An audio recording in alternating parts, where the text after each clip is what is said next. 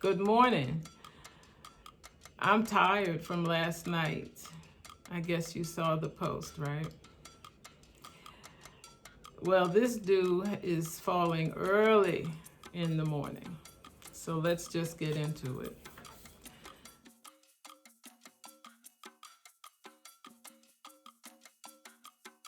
I told you last night that I would be back on you this morning to talk about Elon Musk, Twitter.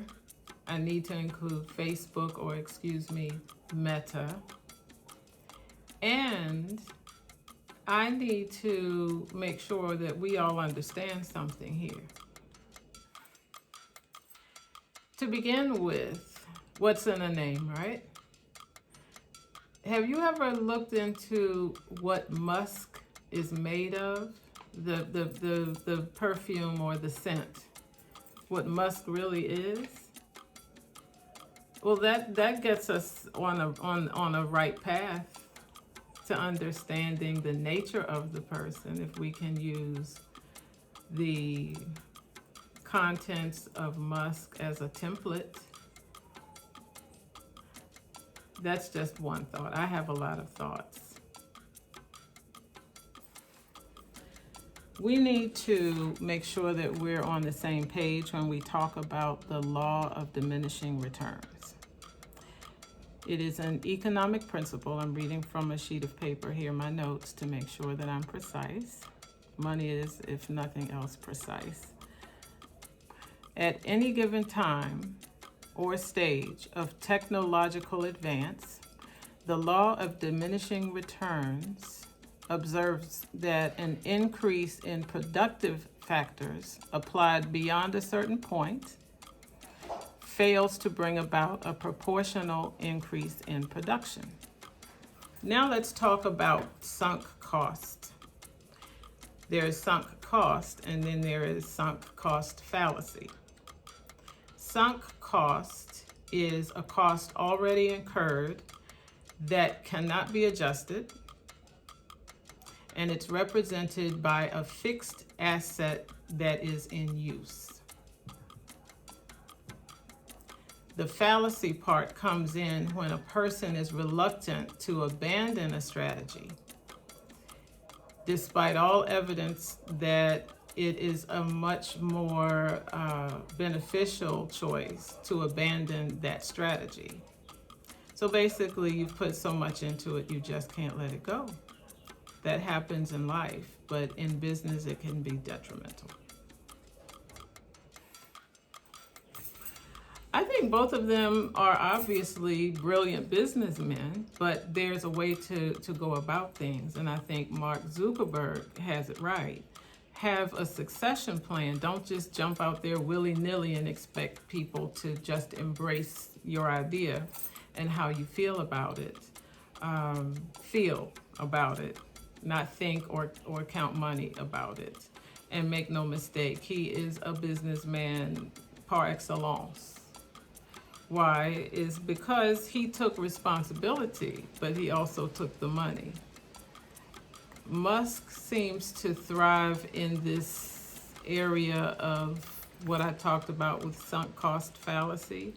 He really believes that somehow he's going to get the better of this thing by doing what he's doing, but the cost of his reputation has not been factored into this. I think that's what that's where the fallacy is that his business acumen is fine, but people expect to see some character along with that.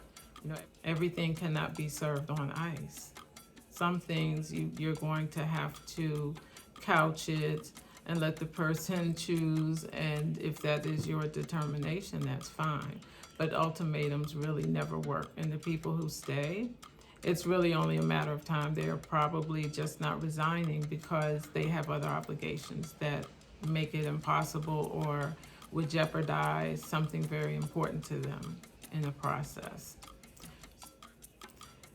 It is worth noting that there are 4.74 billion with a B social media users around the world, and that's as of October 2022. That is 59.3% of the total global population. That's a lot of responsibility. That's a lot of people. That is also a lot of potential danger for life as we know it. We try to underestimate the value of technology, social media. Oh, it's just entertainment. Well, it's not anymore. It used to be, when it was little Mark in college messing around trying to make friends. But now it has grown into a way of thinking and a way that we see our world. I think those things are important, and we should be looking at them more closely, because this is, as we say in environmental studies, this is the world where we are leaving to young people.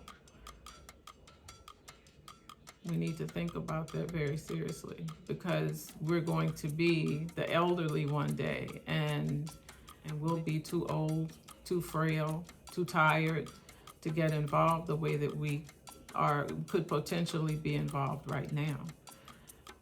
Hats off to anyone that presses forward on important issues. If that is what you believe, by all means, follow your heart, follow your soul, follow your mind. Both Zuckerberg and Musk are dealing with the law of diminishing returns. They're just dealing with them differently.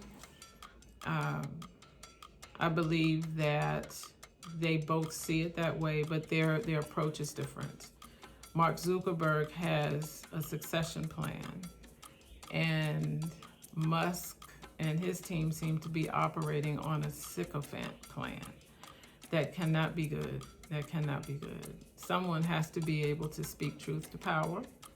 Otherwise, we end up with the Kanye West situation, where I'm absolutely certain that along the way, he was given certain advice. Now, the outcome remains to be seen.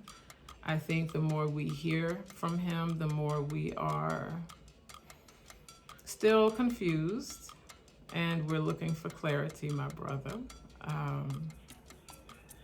I think that he needs some help right now. I swore I wasn't going to talk about entertainment news, but I just did. I don't really have an opinion about Kanye West yet. It is formed loosely, but I still need to leave room for what I don't know. And I don't think that I'm fully informed. I don't think anyone is. Those who know aren't talking about it, and those who are talking about it don't necessarily know about it. It's all surmising. So I just want to watch a little longer, watch and wait, and see what happens. But it's calming down, but it's whipping up little, I guess they say, mini tornadoes or something. You know, there's the tornado, and then there's the squall. Squalls everywhere.